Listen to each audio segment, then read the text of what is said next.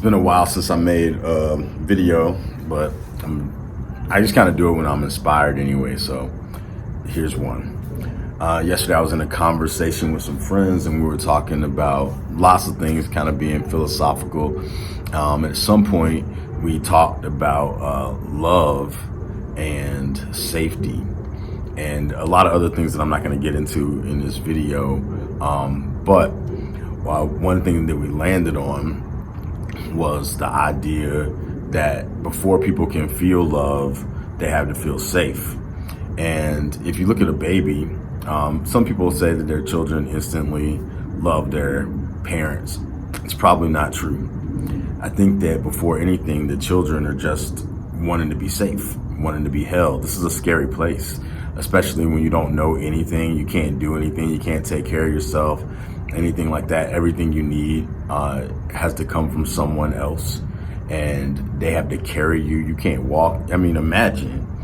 And so I think before love, there has to be safety in the human context, generally speaking.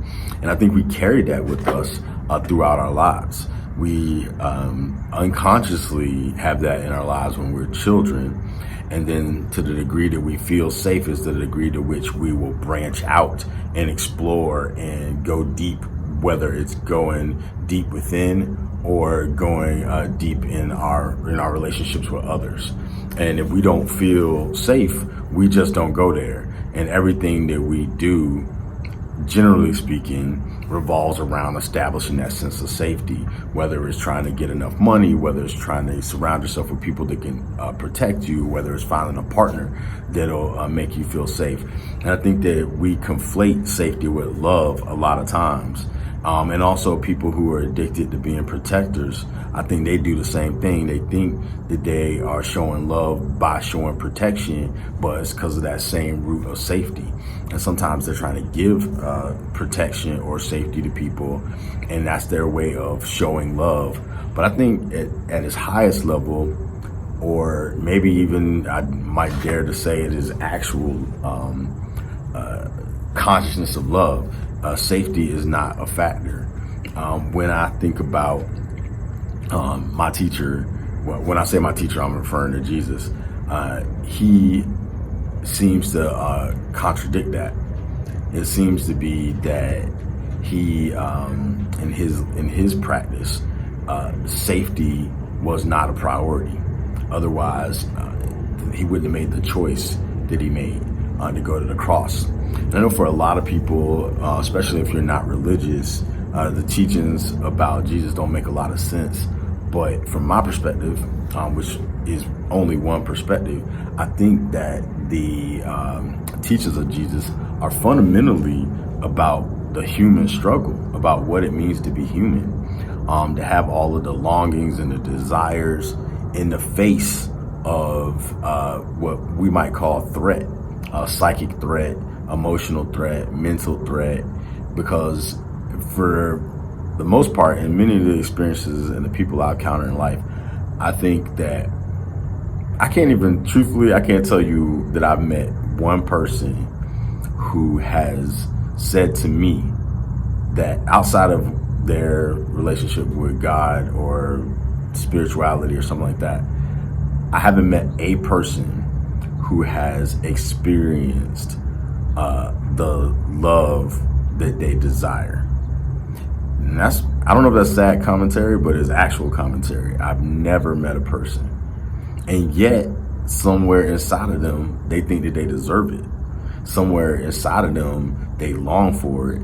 And very often, I have found that those same people, because they want to feel safe before they can ever begin to receive love, usually protect themselves to a degree that blocks them from the very love that they say that they want. So, I mean, what do you do with that? You know, it's like someone saying, get away and come here at the same time. And that's what I experience with most humans. I'd go so far to say every human so far. I'm trying to think right now if I've ever met anyone who has both allowed themselves to receive the very thing that they say that they long for. And yet it's a part of being human. And so when I look at my teacher's work, I feel like that person said, you know what? No more of this. I'm not going to participate in this go toward and run away. I'm just going toward, and I'm not going to let safety be a priority.